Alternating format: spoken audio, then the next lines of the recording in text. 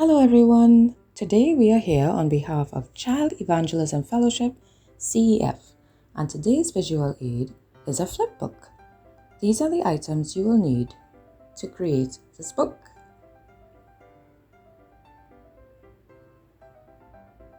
So we're starting with our copy paper. It is 11.5 by 14 inches. Here I folded it in half, but we weren't supposed to do that, so it's okay to make mistakes. Now I'm going to correct it. So we're folding it almost in half, but we're going to leave about a ½ inch excess. So you're folding it almost to the edge, but we're leaving ½ inch to overlap. Then we're taking our next sheet of paper, putting it underneath, leaving an excess again of about a ½ inch, and then we fold that over the exact same part where we folded the first one. And then we follow the same process. For this flip book, I used 5 sheets of paper, but you will use any amount of pages that is convenient for your demonstration that you will be putting on.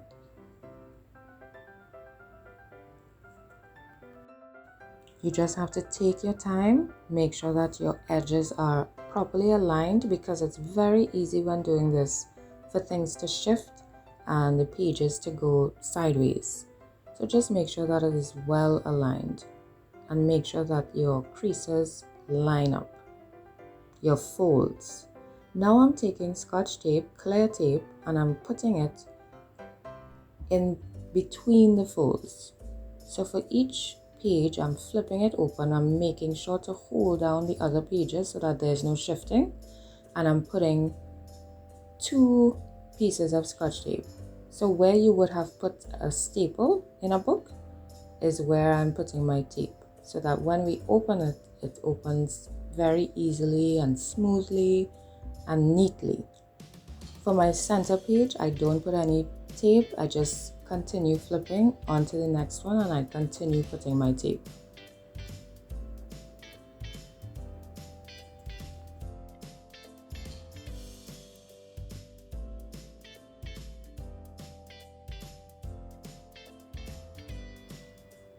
So it's like a book, but with staggered pages.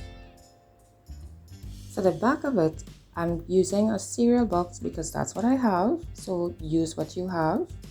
And it doesn't have to be the exact size of the last page, but it should cover enough of the page to give it some weight.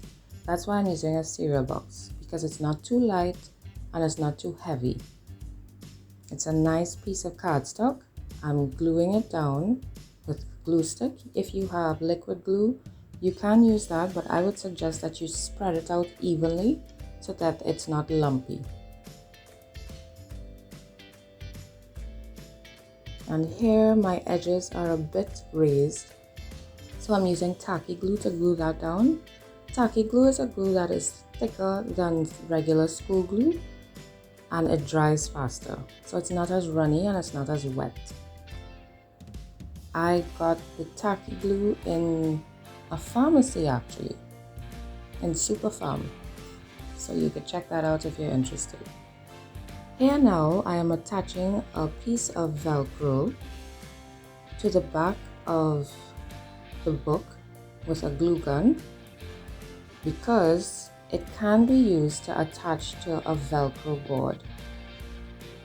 We do have a video on how to make the Velcro board if you are interested. That will be in the description below. It will be linked in the description below. You don't need much. The main part of it is the top. So I put a full strip across the top. Here now, I am creating a page to put my information on. So instead of putting information directly onto the flip book, I am going to attach the information in this way. So I'm using a plain regular paper. I'm going to write my information very neatly and big enough, giving it a border, because a border helps draw the eye into the information instead of having it wandering around. and I am attaching it with masking tape because masking tape, it works well and it's also easy to remove without leaving a lot of marks. So instead of using my flipbook once with one type of information, if I do it this way, I can remove the information and then attach another lesson or something else I want to teach on for future. So I can reuse the flipbook over and over.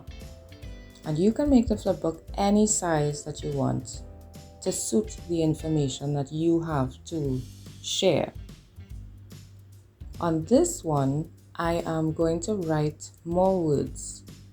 So if you don't have a printer, you can measure your page, measure the amount of words, the size of the words, so that all the information fits, all the information is the same size, all the information is visible to the people who need to read it, the people you are demonstrating to. So I drew my lines just to ensure that when I write my words, they are all the same size. I'm taking my time and I'm writing my words, making sure that everything fits neatly onto this surface.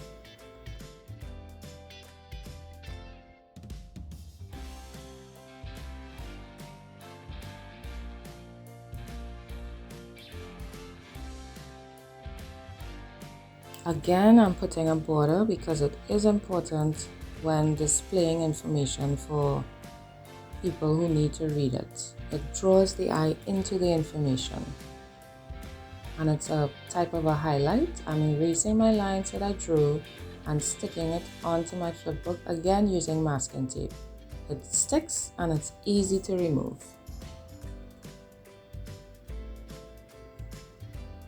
Here is a bigger flipbook that I made showing a simple demonstration for a memory verse.